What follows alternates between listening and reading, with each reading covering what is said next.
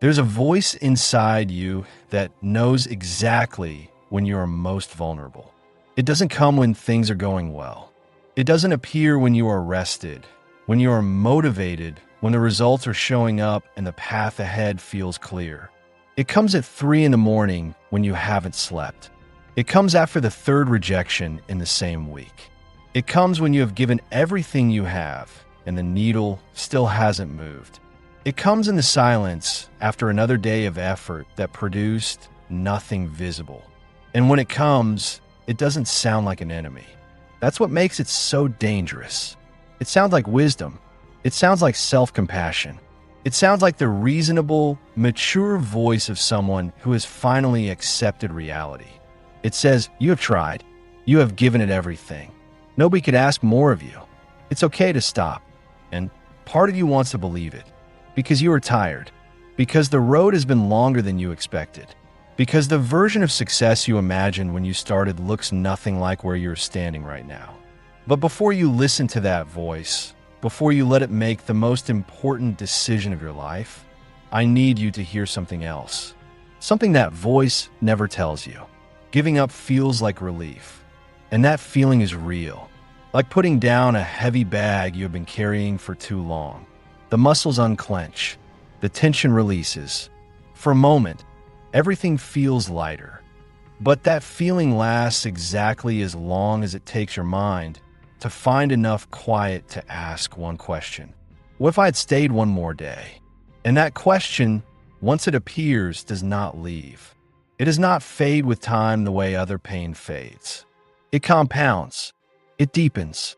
It becomes the invisible architecture of a life lived in the shadow of what might have been.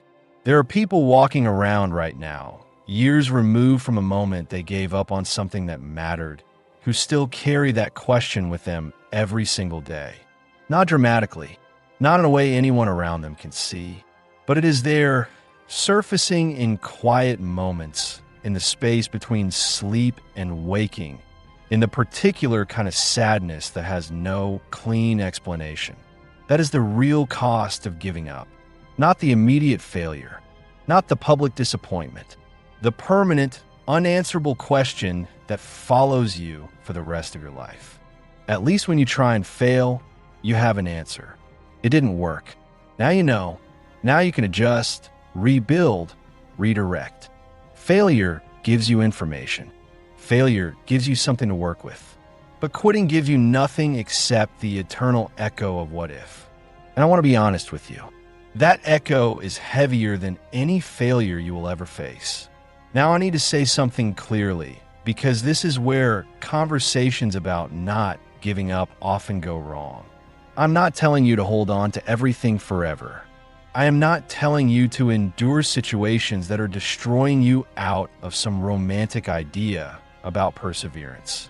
I am not telling you to stay in relationships that damage you, or in paths that have genuinely run their course, or in strategies that have stopped making any sense. There's a difference, a real and important difference, between giving up on something that still has life in it and releasing something that has genuinely ended. The first is the tragedy we're talking about today. The second is wisdom. The question is how you know which one you are facing. And the honest answer is that most people make that determination at exactly the wrong moment. In the middle of exhaustion, in the depths of discouragement, in the specific emotional state that makes everything look darker than it actually is. Here is something that behavioral science has documented consistently. Your brain in a state of deep stress or despair literally cannot project hope. It is not a character flaw. It is neurological. The chemistry of the mind under sustained pressure physically limits your capacity to imagine positive future outcomes, which means that the moment you feel most certain that it will never work is precisely the moment you are least equipped to make that assessment accurately. Think about your own history for a moment.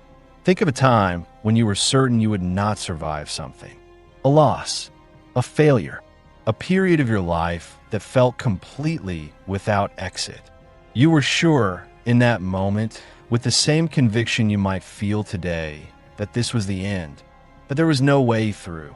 And you got through it, not because it was easy, not because you knew at the time that you would, but because you stayed in motion long enough for something to shift. That capacity is not gone. It did not expire. It is still in you. But your brain, in its current state, cannot access the memory of it clearly enough to trust it. That is what that voice of surrender exploits. Not your weakness, your temporary inability to remember your own strength. Let's talk about what actually happens when you abandon something that genuinely mattered to you. Not the external consequences, the internal ones. When you give up on something real, something that was connected to who you are at your core, you don't just lose the goal. You lose a version of yourself. The version that would have existed if you had stayed. The person you would have become through the process of pursuing it, through the failures and the adjustments and the growth that only comes from sustained commitment to something difficult. That version of you doesn't get a chance to exist. And you feel that absence, not always consciously, but in the low-grade dissatisfaction that settles in after, in the sense that something is slightly off, that the life you're living is almost right, but not quite. In the moments when you see someone doing the thing you stopped doing and feel something complicated that you can't fully name. People talk about this without always understanding what they are describing. They have good lives, stable lives, lives that work by most external measures. And yet there is something hollow in the center of it, a space that accomplishment and comfort cannot fill. Because what is missing is not a thing. It is a path that was never walked, a self that was never met. The research on regret is clear on this. People at the end of their lives almost never wish they had worked less, risked less, tried less. They wish they had tried more. They wish they had stayed longer with the things that mattered. They wish they had given the dreams that called to them a real and sustained chance instead of a cautious, qualified, hedged attempt that was already halfway abandoned before it began. You are not at the end of your life yet. You still have the chance to be the person who stayed, who found out, who gave it everything and either built something remarkable or learned something irreplaceable in the trying. That chance is still open, but it closes the moment you listen to the voice. Let's talk about something that separates the people who eventually succeed from the people who don't. It is not talent. It is not resources. It is not even effort, though effort matters enormously. It is the willingness to change the method without abandoning the mission. This is one of the most important distinctions you will ever understand. And most people never make it. When things are not working, the mind offers two options. Keep doing exactly what you are doing or stop entirely. Push harder or quit. And both of those can be wrong. The third option, the one that actually works, is to examine what you are doing with honest eyes, identify what needs to change, and adapt. Not give up on the destination. Change the route. The people who have built things that last almost universally share this pattern. They held on to the vision with absolute commitment, while holding on to the specific method with open hands. They were inflexible about where they were going and flexible about how they got there. That distinction saved them from both quitting and from the trap of obstinate repetition, doing the same thing in the same way and expecting different results. If you have been trying to reach something and it has not been working, the question is not whether to continue. The question is whether you are continuing intelligently, whether you are learning, whether each failure is informing the next attempt, whether you are adapting or simply repeating. True perseverance is not stubborn. It is curious. It asks what this setback is trying to teach. It treats failure as data rather than verdict. It changes what needs to change while keeping what must be kept. That kind of perseverance does not exhaust you the way pure repetition does, because you are moving, evolving, getting better at the thing even when the external results haven't shown it yet. And the results will show it. They always do, eventually, for the person who keeps adjusting and keeps going, there is something nobody talks about when they talk about giving up. The moment just before the breakthrough almost always feels identical to the moment just before the collapse. Read that again. The moment of maximum difficulty, the moment when everything in you says it is over, is very often the last test before things shift. Not always. There are no guarantees. But with a consistency that is too frequent to ignore, the people who are closest to something remarkable were the ones who were most tempted to walk away right before it arrived. The explorer who turned back 3 days before finding what they were looking for. The entrepreneur who sold their company for almost nothing 1/4 before it became worth everything. The writer who burned the manuscript that would have changed everything because they couldn't see its value from the inside. These are not myths. They are documented patterns in human history, repeated across fields and centuries and cultures with a consistency that should give you pause the next time that voice tells you it's time to stop. Why does it work this way? Because the hardest part of any meaningful pursuit is always the last stretch. The initial phase is powered by excitement, by the newness of the vision, by the energy that comes with beginning. The middle phase is sustained by momentum and growing competence. But the final phase, the phase just before arrival, is the one that runs on pure will, because nothing external is confirming that you are close. You can't see the finish line. The results still haven't materialized. The effort has been going on so long that it no longer feels heroic. It just feels like the thing you do every day while nothing changes. And in that phase, the voice gets loudest. It gets loudest precisely because that is when quitting would cost the most. The resistance you feel is not evidence that you are going the wrong direction. It is often evidence of exactly the opposite. There is one more dimension to this that rarely gets mentioned in conversations about persistence and giving up. Every time you choose to continue when stopping would be easier, you're doing something that goes beyond strategy or discipline or even willpower. You're making a declaration about who you are, not to anyone watching, not to the world that may or may not eventually notice, to yourself, to the deepest part of you that is keeping track of every choice you make, building a story about what kind of person you are, what you are capable of, what you are willing to do when it matters. And that story shapes everything.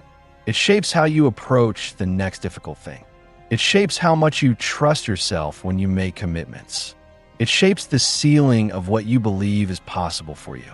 Every time you stay when the voice tells you to go, you add to a different story. A story of someone who does not abandon themselves when things get hard. Someone who can be trusted to follow through. Someone who has demonstrated, through evidence, not through words, that they have the capacity to endure what matters. That story becomes one of the most valuable things you own. Not because anyone else can see it, but because you can.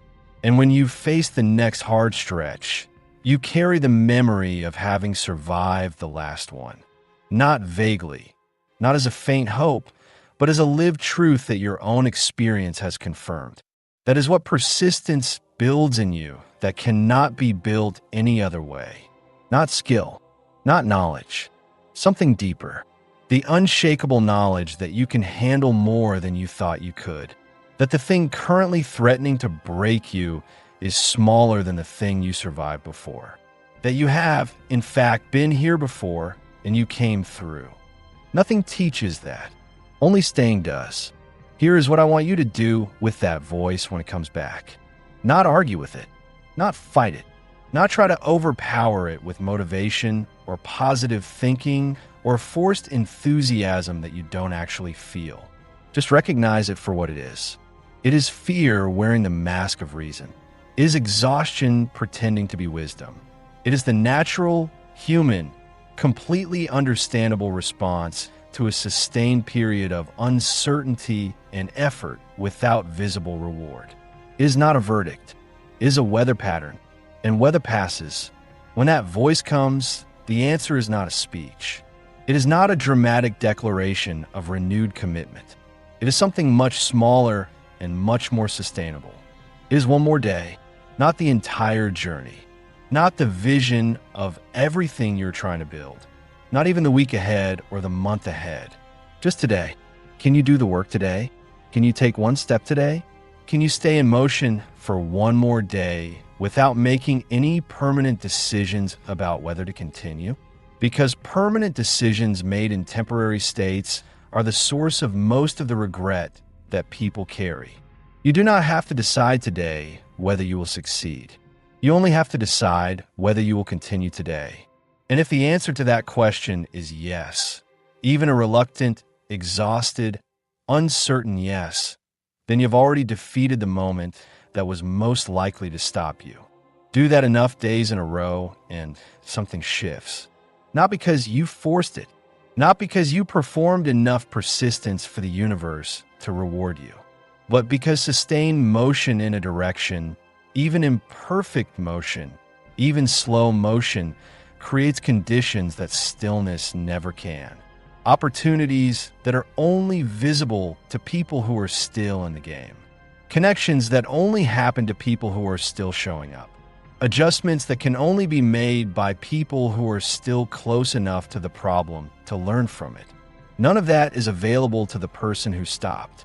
I want to close with the only honest thing I can tell you about where this goes. I cannot promise you that if you keep going, you will get exactly what you set out to get. Life does not work with those kinds of guarantees. The path may change. The destination may look different than you imagined. What you build may surprise you in ways that the original vision couldn't have predicted. But I can tell you this with certainty. If you stop, you definitely won't get it. Quitting is the only strategy that guarantees failure. Everything else, every stumble, every setback, every period of no visible progress, every moment of doubt and exhaustion and wondering why you started, all of it can still lead somewhere. But stopping leads nowhere, by definition. And when you reach the end of your life and you look back at the decisions that shaped it, you will not regret the things you tried and failed at. Research on end-of-life reflection is consistent on this. People regret the risks they didn't take, the dreams they let die not because they tried and they didn't work, but because they never really gave them a fair chance. The versions of themselves they were too afraid to become. That regret is different from the regret of failure. Failure regret fades. You tried, it didn't work, you learned, you moved on. That is a complete story, even when it ends in disappointment. But the regret of never trying, the regret of quitting before you found out, that is an incomplete story. And incomplete stories don't give you closure. They give you a question that will never have an answer. You are not at the end yet. Whatever you are facing, whatever the voice is telling you, whatever the evidence looks like from where you are standing right now, you're not at the end. You are somewhere in the middle. And the middle is where it always looks most impossible. That is not a sign that you are lost. It is a sign that you are still in it. Stay in it. I want to close with the only honest thing I can tell you about where this goes. I cannot promise you that if you keep going, you will get exactly what you set out to get. Life does not work with those kinds of guarantees. The path may change. The destination may look different than you imagined. What you build may surprise you in ways that the original vision couldn't have predicted. But I can tell you this with certainty. If you stop, you definitely won't get it. Quitting is the only strategy that guarantees failure. Everything else, every stumble, every setback, every period of no visible progress, every moment of doubt and exhaustion and wondering why you started, all of it can still lead somewhere. But stopping leads nowhere, by definition. And when you reach the end of your life and you look back at the decisions that shaped it, you will not regret the things you tried and failed at. Research on end-of-life reflection is consistent on this. People regret the risks they didn't take, the dreams they let die not because they tried and they didn't work, but because they never really gave them a fair chance. the versions of themselves they were too afraid to become. That regret is different from the regret of failure. Failure regret fades. You tried, it didn't work, you learned, you moved on. That is a complete story, even when it ends in disappointment. But the regret of never trying, the regret of quitting before you found out, that is an incomplete story. And incomplete stories don't give you closure. They give you a question that will never have an answer.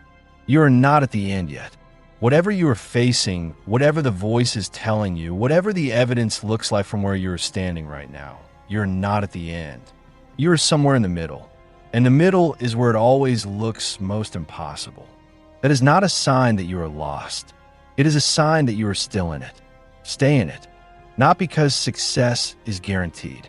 Because the only version of your story that you will be able to live with is the one where you found out.